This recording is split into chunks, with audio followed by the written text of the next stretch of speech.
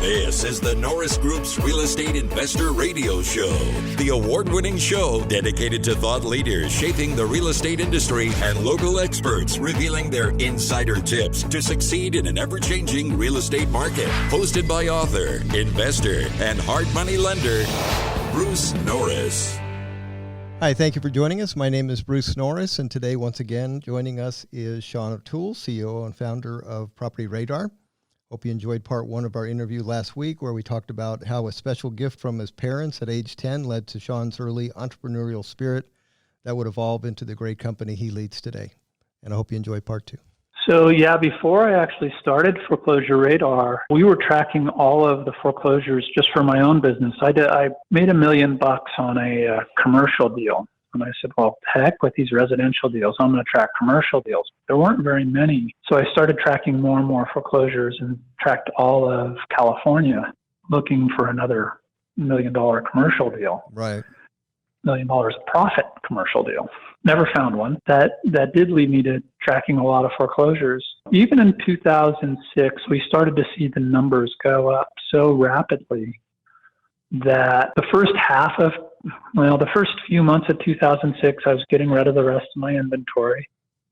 And then as I was watching these numbers just skyrocket, because I kept collecting the data, even though I decided I wasn't going to buy. I just felt there was value there. And I had employees doing it for me that I didn't want to fire. And so I kept collecting the data, and hey, maybe I'm wrong. Maybe the market's fine. So just kept collecting. I got concerned, or I got to the point where I thought that this was going to be some sort of systemic event.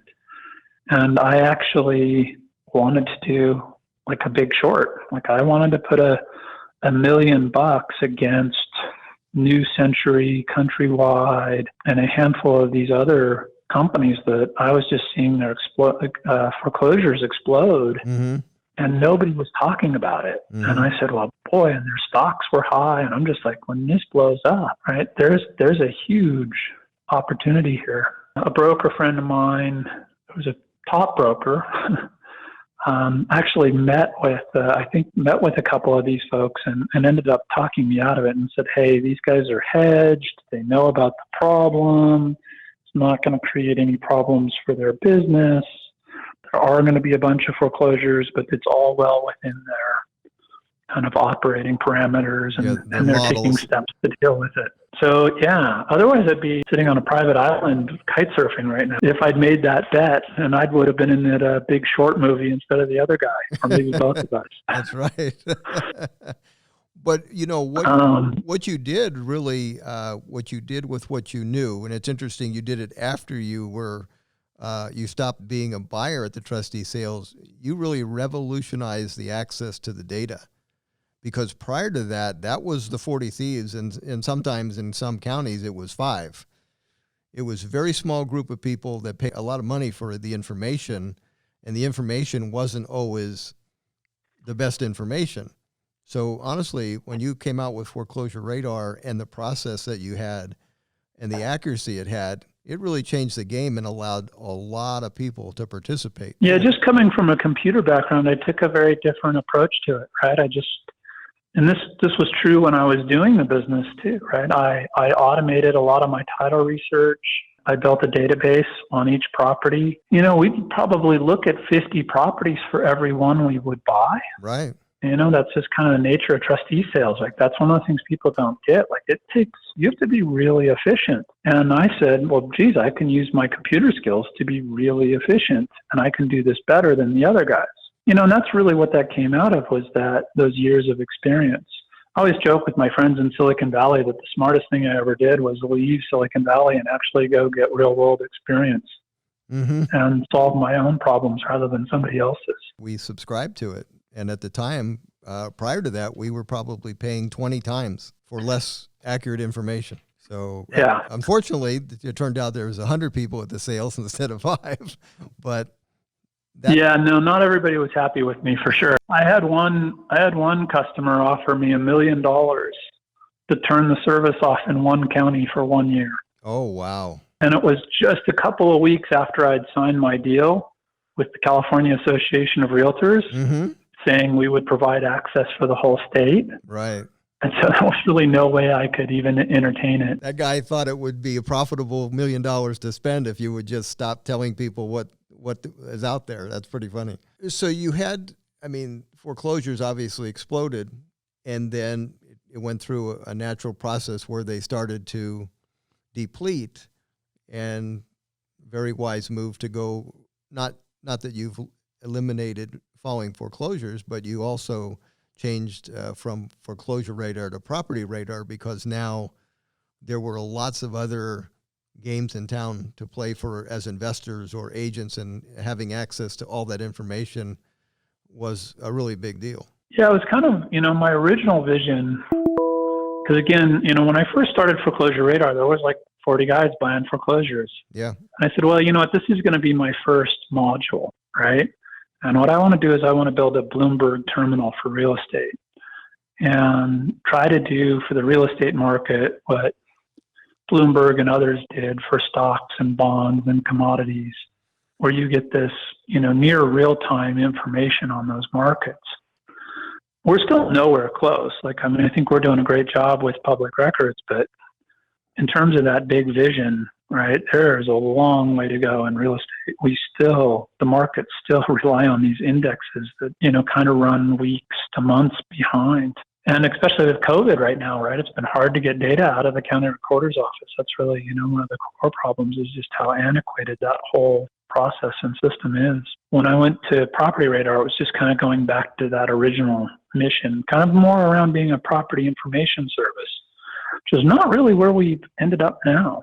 You said it's not where you ended up now? We're still definitely in the foreclosure business, right? We're still definitely in the property information business. But most of our customers today... Aaron has shared some of this with me, and my light bulb went on, honestly. I have a really good idea, because of the data that you are going to be able to provide, let's say in Florida. I'm going to create a really cool niche, and I'll be able to dive down and find a very specific client that I'm excited about. I kind of can't wait to experiment with it. We're excited to hear that. Yeah. Well, so that is, I never expected I'd end up being a marketing service, but we're still doing all the rest. But again, that is where the majority of our business is today, and folks are doing really well with it. What's interesting about both of us is that we have looked beyond where we are to figure out what's coming in advance. And so when you left the foreclosure business, I had written the California crash, and I don't think we even knew each other at the time. So I'm looking at a set of charts, and you're looking at a set of experiences, like when you sold the property and the people were getting a loan there's no way they should ever get. And so we left the building early and saved our capital. A number of years ago, I sent you an email telling you I was going to write something about a 2% mortgage rate coming, and do you think I'm absolutely nuts? Doesn't mean I wasn't going to do it, but I wanted to run it by you, and then you had actually said, yeah, I think that's coming, and kind of used the Japan model. So I wanted to lead into, who do you pay attention to as far as, information-wise? Is there... Like Ray Dalio has been an interesting addition to me, because I'm enthralled with, he has gone back 500 years to find patterns. I'm still, I have to read everything he writes 3 times just to get it. But I also respect his process. He's humble enough to go, you know what? I'm not going to, on my own, come to the best conclusions. And so he has like an idea meritocracy. That's his word, to where he's got the brightest people, and they're all free to give their opinion and bat it around. The only goal was to come up with the best idea. So I have a lot of respect for that process. And you and I, sometimes we've disagreed, but because we respect both of our processes and our intent, it makes it much easier to listen to something that you were sure you knew and have somebody you respect say, I don't think it's right. So I guess I wanted to know, who do you pay attention to? Who do you read or listen to think about, am I needing to make some corrections in what I thought was true? I'd say it's kind of constantly somebody new, right? Like I'm always looking for those voices of clarity and sanity, but unfortunately, folks usually end up having a shtick, Yes. Like it's hard. Like, we all are a product of our upbringing, lots of things, right? And we're seeing that play out on a very big scale right now. I think when I first came across Ray Dalio, like, that was super interesting stuff, and it kind of added to my catalog. And I will definitely still pay attention to him when he comes up, when he has something new. Eric Jansen was really, iTulip was really interesting to me back in 2008. Yeah. I think there were some things that he helped me out with a ton. I think there's some things that, in hindsight, I think he didn't get the fundamentals wrong.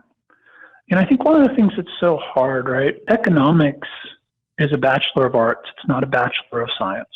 And I think for good reason, right? There are so many factors that to look at everything we can possibly look at in a day and try to say, oh, this is what's going to happen. There's no way we can take in all of the inputs and really consider everything, right? So I'm a big believer that history actually doesn't repeat, but it often rhymes. Right.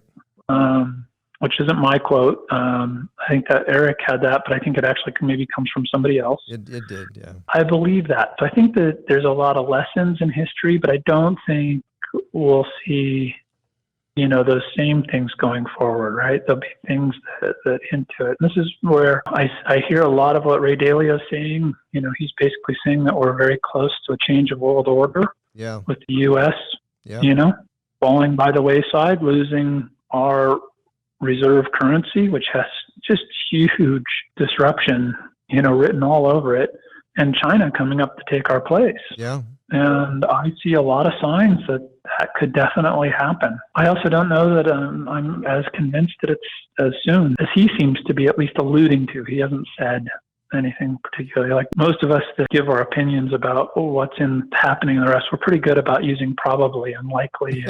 Yeah. Well, I think lots of little...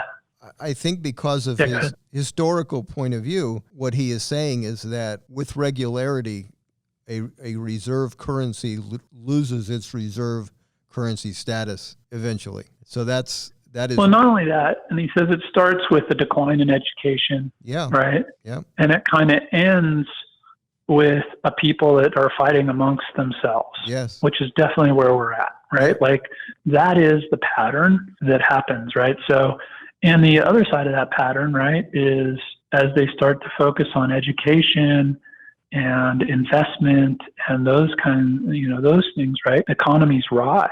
China has been very aggressively focused on education and investment and those things where, frankly, we're getting a little fat and happy. We're bickering about stuff that we shouldn't be bickering about.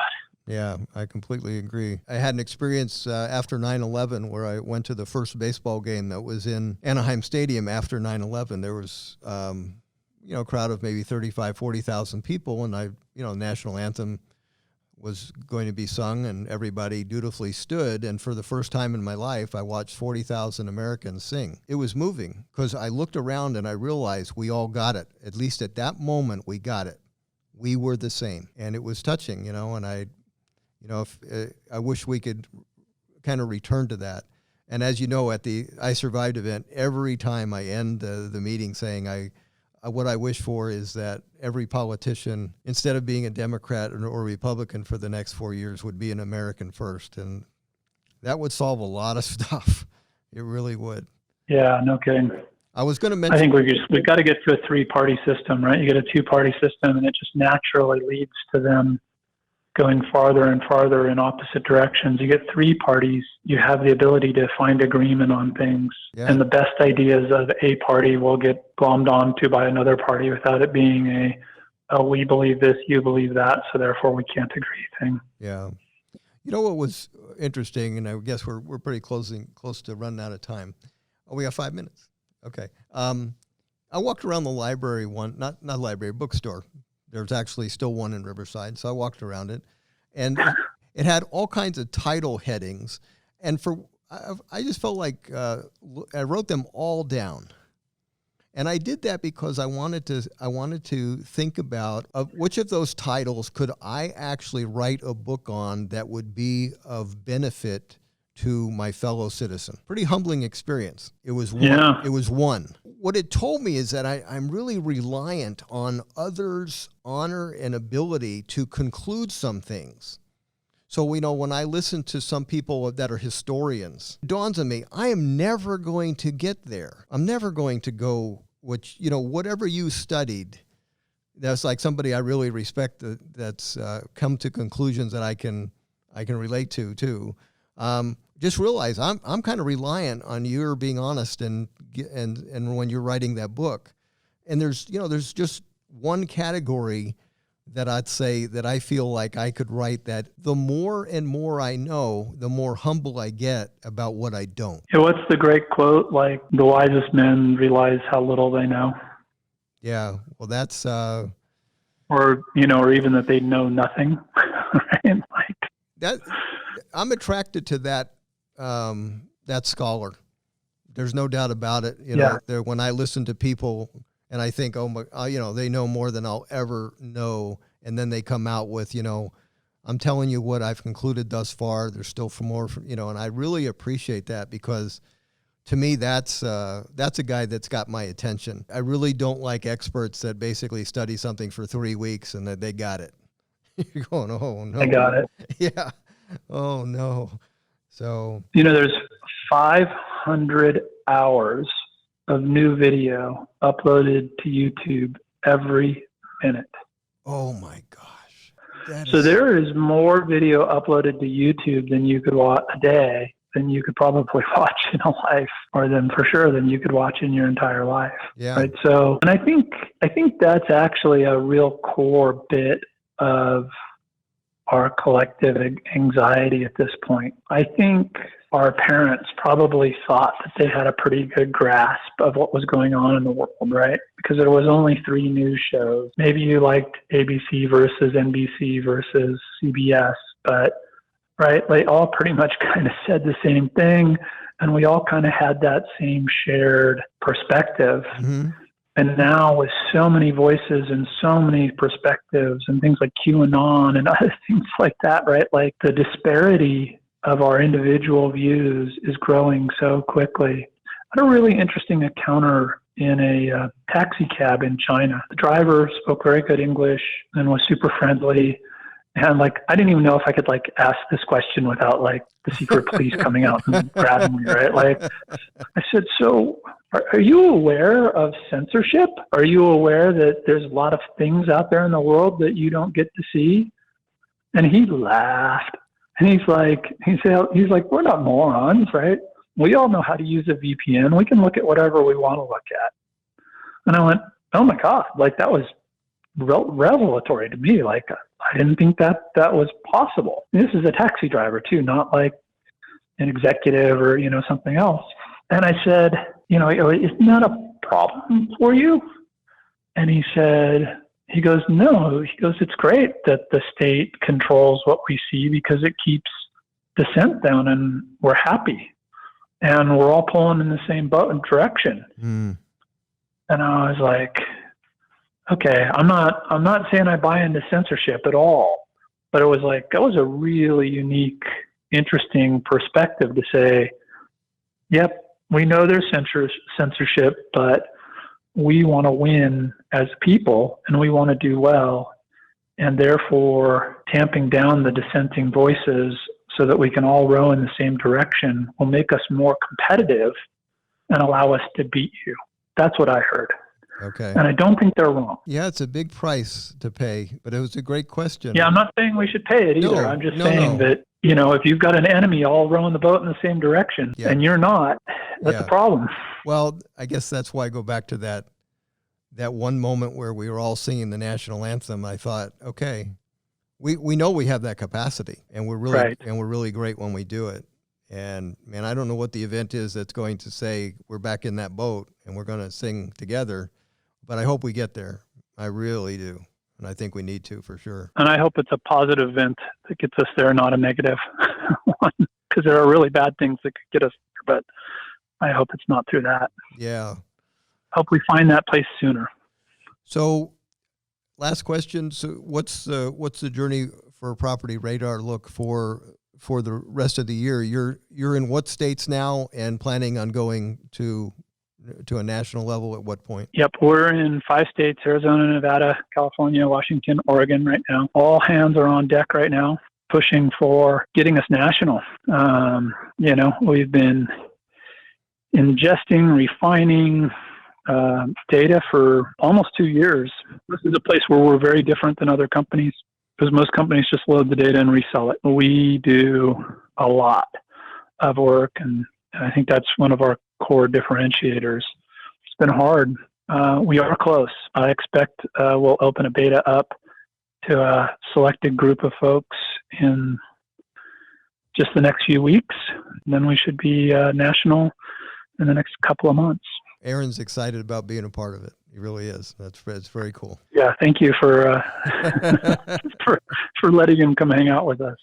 It's been awesome. Do you know the show The Prophet? I don't. Oh, you got to be kidding. Well, that's basically, you got to watch that show.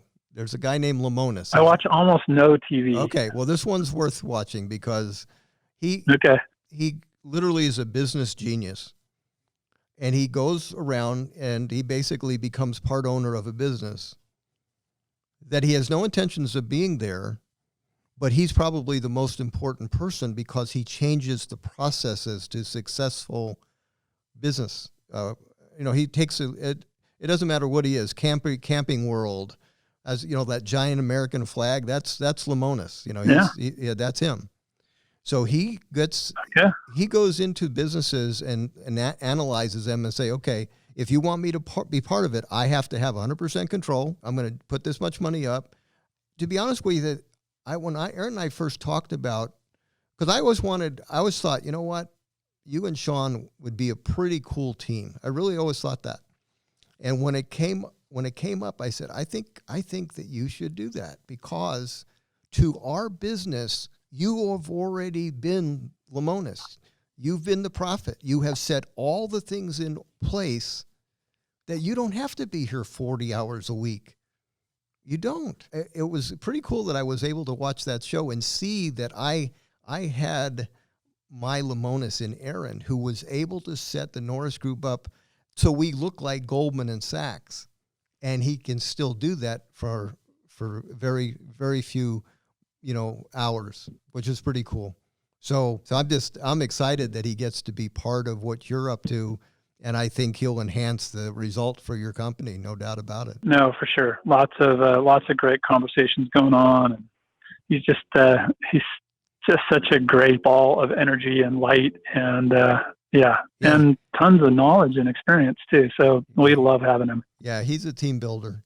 My favorite thing is whenever I used to go where he was known and I was not, and then they'd go, "Oh, you're Aaron's dad? Oh my God, we love him." That's just the best. That's just the best. All right, Sean. Hey, thanks for taking an hour and being with us. I really appreciate it. Yeah, no, thanks for having me. Great, always chatting. Thanks, Bruce. Okay, we'll see you soon. For more information on hard money loans and upcoming events with the Norris Group, check out thenorrisgroup.com. For information on passive investing with trust deeds, visit tngtrustdeeds.com. The Norris Group originates and services loans in California and Florida under California DRE License 012-19911, Florida Mortgage Lender License 1577, and NMLS License 1623669. For more information on hard money lending, go to thenorrisgroup.com and click the Hard Money tab.